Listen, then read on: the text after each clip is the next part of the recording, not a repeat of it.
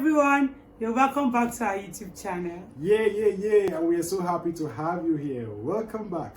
And to our new subscribers, we are happy to have you here. Okay, and if you're watching this and you're yet to subscribe, please hit the subscribe button, like it, share it, tell somebody to tell somebody about our page. I am Mendes, and here is my beautiful wife, Joy. Yeah, and together we are The 5D couple. Yeah, welcome back. Our last video had some wonderful reaction. The last video, if you have not watched it, please, you can go check it out. Our last video was on How we met. Yeah, how we met. And many people were just coming like, so you guys met in this social media. Yeah. We met in one of the most ridiculous platforms. Yeah, so we built it up from there, and here are we today. We are happy. So today we'll be talking about Expectations versus reality. Yeah. So before we got married, we were having so many expectations. This. So and when we enter the marriage, we say, That's what it is. Stay tuned. Yeah, so stay tuned. I will talk about our different expectations and the reality. Thank you. So today we're going to be talking about 5 of our expectations versus our reality. So number 1, we'll talk about sleeping position. Sleeping position. Before we got married, I was like, once I marry them, this is where I will hold my wife to Telemundo. All those love movies you have watched, these are hold my wife to sleep. And as you can see from the picture here, this is how we think that, okay, once we are married, this is how we are going to be sleeping. What about you? What was your expectation that was sleeping position? When it comes to sleeping position, me, I didn't really have much expectation because I love to sleep and spread myself on the bed. You understand? So, but I also had that in my head that my husband will hold me until I will sleep till morning. That I had that expectation too, actually. So now reality, most times you want to sleep, you're like, oh baby, come put your head here, let's sleep. After 5 minutes, this man is tired. I said, baby, lie down. But funny enough, the first, I think, 2-3 weeks of our marriage, anytime we want to sleep, my husband will position himself and he'll be like, baby, come and put your head here. I'll put it, spread my leg on his leg, and I'll just sleep off. I don't know that guy man don't tire. Me, I couldn't sleep because I find it difficult to sleep when my body is touching somebody. But me, I will sleep. So I will just say, baby, sleep well. Just sleep well. I'll just do as if I'm trying to make her feel comfortable. I'm just trying to. But I'll just get it done. Yeah. So you can see from this picture, this is how we actually sleeping. Or even if you make attempt to sleep like the previous picture that we have shown you, before you wake up, one person is facing south, another person is facing north. So we just learn to have. So that is our expectation versus our reality. So next we're talking about washing. Hi, washing of your spouse's clothes. Before we got married, right? I was like, there are some things I will never wash for my wife. I wouldn't do that. No. I won't wash your things and wash my things, or we'll just pack them and put them into the washing machine and all that. And this thing caused issue between us when we were courting. There was a time I just asked him just random question. I'm like, babe, how far now? Are you this kind of men that would not want to wash their wives on this? My husband was like, excuse me, what do you mean by that? I'm not going to wash anything. You wash your things, why should I wash your? I was not like, but me, I can wash your own, Abby. He was like, well, it's a choice, and all of that. I was angry. The truth is, for days, I wasn't really on speaking terms with him. Not because I actually wanted him to wash them, but I wanted to know his mindset towards that particular area, because I know a lot of men don't like doing this for their wives. So I needed to know that I'm not marrying those kind of men. So now, what about the reality now? How is it? We're married for more than a month now, so how is it been? Almost 2 months. Well, it has been interesting because the same man that was parrying, I don't need to tell him. You understand? I don't need to tell him. Sometimes when I just keep my night wears and all, and then he's washing his own clothes, he'll take everything and wash. He wash it humbly, joyfully, happily. You know, when you're when it comes to reality, there are so many things that you have done that you see that washing those undies is actually nothing. It means nothing. You can wash them, dry them. Once they are dry, you go pack them into the house, and you don't even have issues with that. So in reality, it's not as difficult as I thought it's going to be. So I know there are so many men that up to now, they have been married for years, up to now they find it difficult to do some of those house chores and washing of their wives' clothes and all that. I don't think it should be a big deal. Yeah, it shouldn't be a big deal. So you can do that. Just give it a try. No, you don't even have to tell your wife. Maybe when she's sleeping, just pick them, because there are times my husband will be sleeping, or busy. I'll just pack his undies, go into the bedroom, wash them down, and he'll be like, babe, do you know that it means so much to me? Just do it. It means so without much necessarily telling her. Yeah, so you can do that. So this is our reality. I think this is a positive reality, right? Yeah, positive. Yeah, we thought we can't do it, but now it's easy. We can do it. We can do it. Yeah, so that is number 2, expectation versus reality. So number 3, phone, handset. You know, this phone issue, right? Before we got married, like, babe, you can't have access to my phone. What are you looking for? Well, you need to go through my chat. What are you looking for? You know, I have to password my phone. I won't tell her. I think when we're cutting, I don't think you know my password. Well, there was actually a discussion that led to that. You know, one thing with me is I love to ask questions that I know these things cause problems in marriages, so that I can know the mindset of my spouse. So before we got married, we were having a discussion one time, and then I needed to have access to his Facebook to run ads. So I was like, babe, how far can you send me your Facebook login details so that I can just see? Because my husband flared up. My fiance then, he flared up. What do you mean by that? It's my privacy. I was like, excuse me, your ad account has nothing to do with your inbox, or I will not even enter your inbox to check anything. The only thing is, I just need your login details. Once I log in and I switch to your ad account, I will have no business with your inbox. My husband refused, so the thing cost, and I told him, but wait, too. So you mean even when we get married, I won't have access to your phone?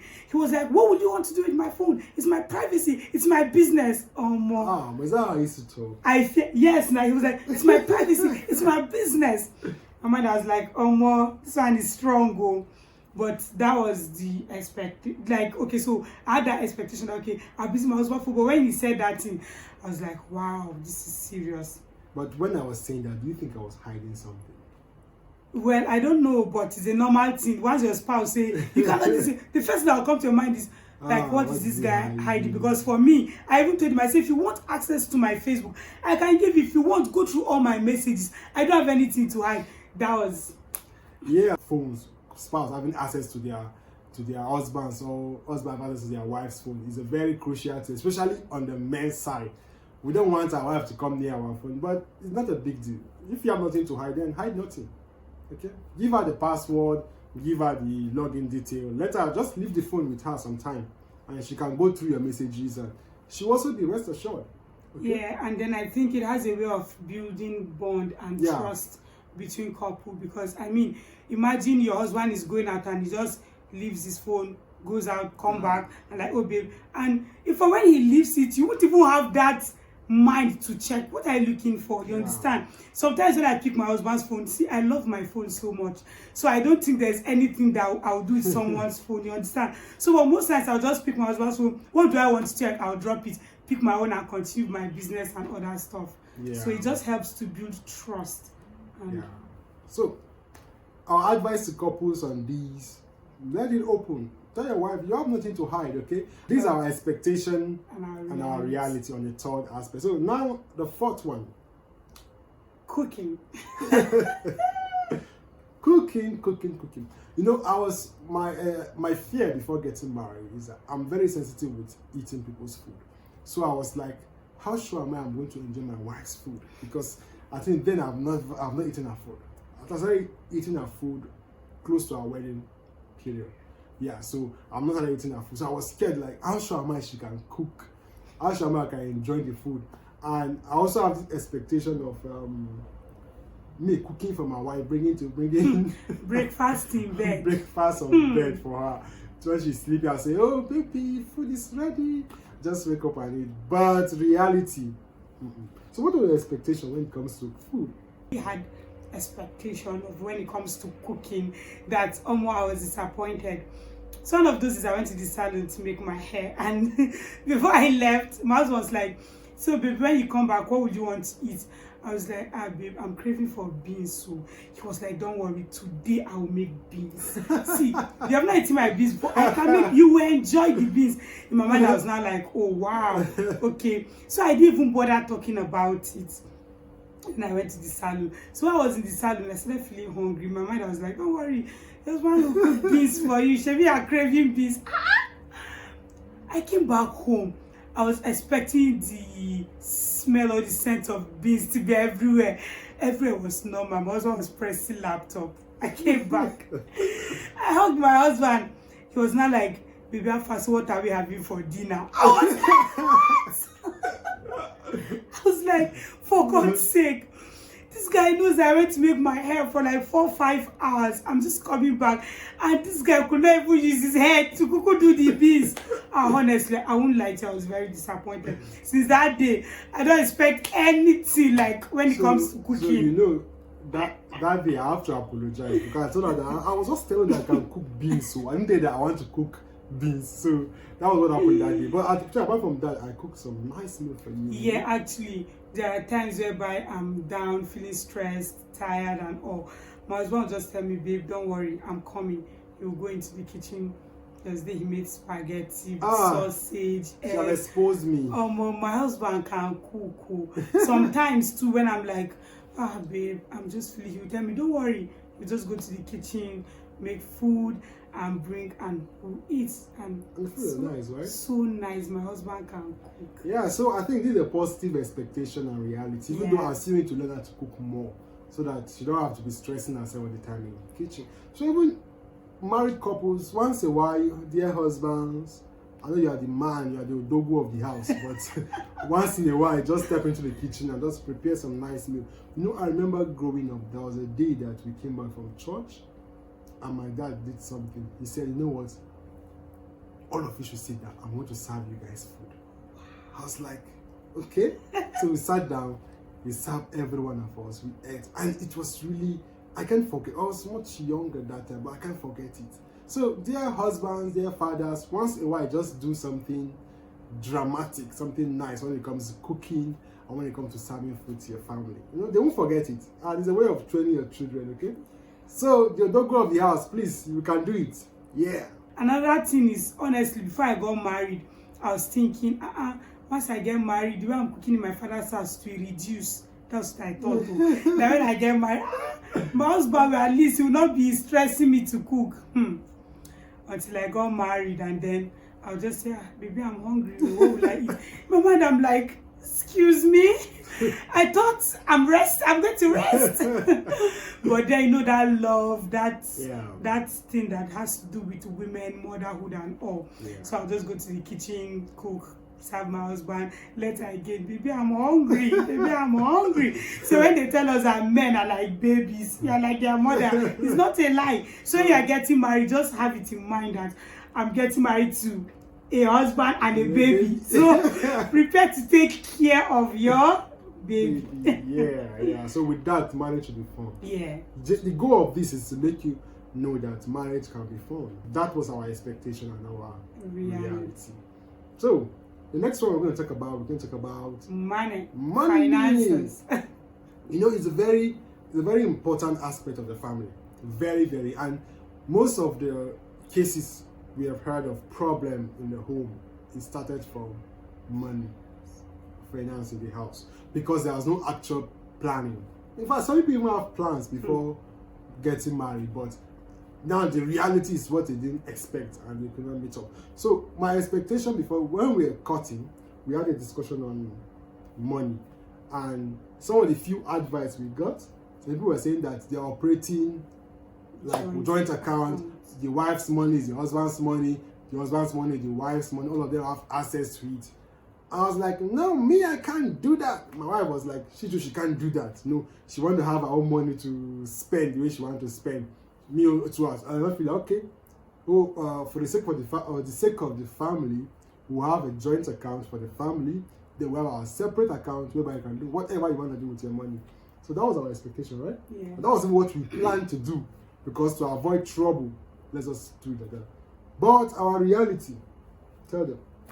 Okay, our reality is my husband's money is my money, and my money is my husband's money. So I don't think we've had, truth is, also before we even got into this whole official stuff, one of the issues as an emotions counselor, I've had countless women walk into my DM to complain of finances, how their husband treats them when it comes to money.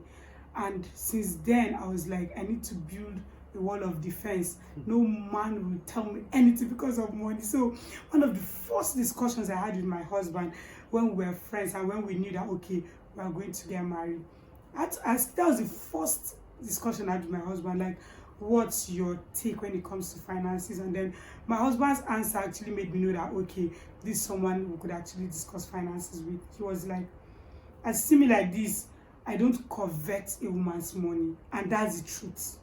Since that day till today, my husband doesn't look at my money and say, oh, your money, you have to bring it, you have to give me. No, my husband is not like that. The only thing he wants is, when you have money, just tell me what you want to do with the money. Let me just know this is what you want. That's all. He doesn't impose anything on me. So when we had that discussion, I had this expectation that, although that day I told him, I said, see, my money is my money, but your money is our money. That was what I told him. But that was just a joke. But our reality is, our money is each other's money. Yeah.